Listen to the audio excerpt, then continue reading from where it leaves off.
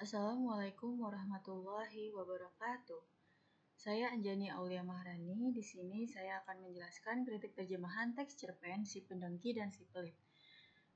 Ini untuk memenuhi tugas mata kuliah kritik terjemahan. Berikut adalah teks sumber dan berikut adalah terjemahan atau sumber yang dikritik. Selanjutnya untuk identifikasi teks dan konteks. Jenis teks yang dipakai ini adalah teks naratif, lalu tujuan penerjemahannya adalah untuk menyampaikan isi cerita secara informatif, menyentuh sisi reflektif pembaca, agar pembaca dapat mengambil pelajaran moral yang tersirat. Selanjutnya, analisis teks sumber.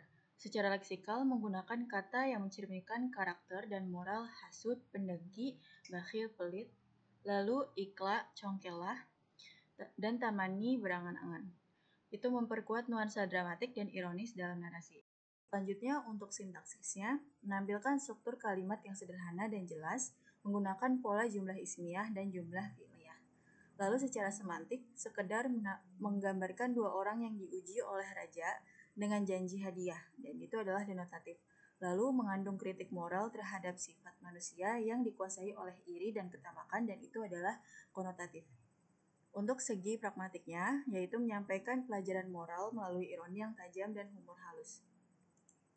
Berikutnya untuk analisis teks terjemahan. Secara leksikal menunjukkan kesetiaan makna padanan seperti al-hasud menjadi si pendengki dan al-bakhil menjadi si pelit.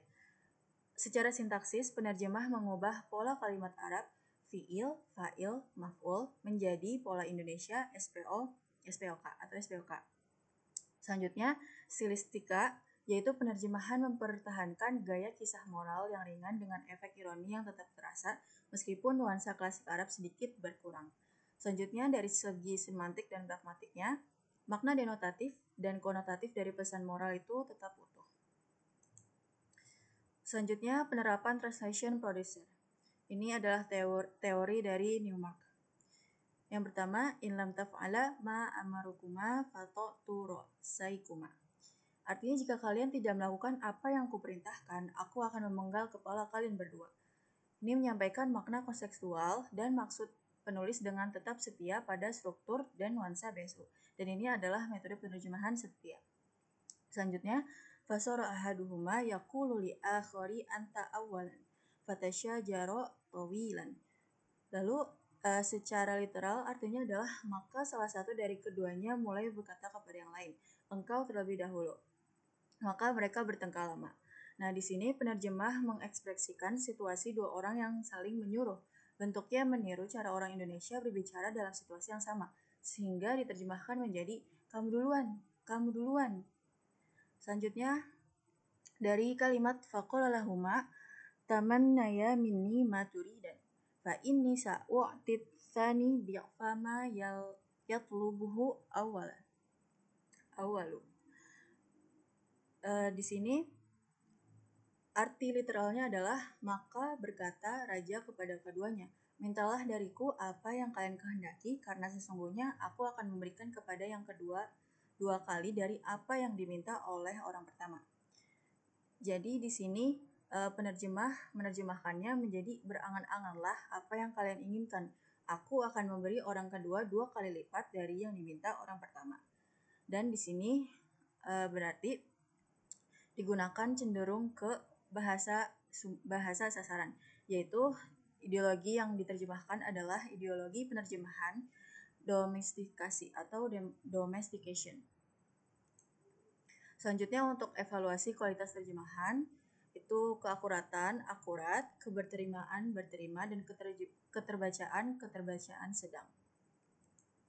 Selanjutnya untuk kritik dan alternatif, dari sisi gaya dan nuansa, teks terjemahan sedikit kehilangan rasa klasik dan keindahan retoris bahasa Arab. Misalnya kalimat faqala lahuma tamannaya minni ma turidan diterjemahkan menjadi berangan-anganlah apa yang kalian inginkan. Nuansa stilistika bisa diperhalus dengan padanan seperti mintalah apa yang kalian kehendaki dariku agar terasa lebih agung dan wibawanya lebih dapat.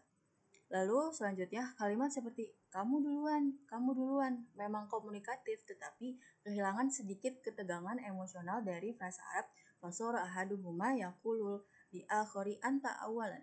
Dapat diubah padanannya dan tampilkan menjadi dua baris dialog singkat yang saling melempar seperti kamu duluan, kata yang satu. Tidak, kamu saja dulu, balas yang lain. Lalu selanjutnya kalimat masing-masing khawatir berangan-angan lebih dahulu, jangan sampai yang kedua mendapatkan 2 kali lipat dari apa yang ia dapatkan. Nah, kalimat ini tuh kalimat keduanya itu berstruktur canggung dan ada kata-kata iya yang artinya tuh samar. Juga ada pengulangan makna yang padahal bisa dibuat lebih ringkas.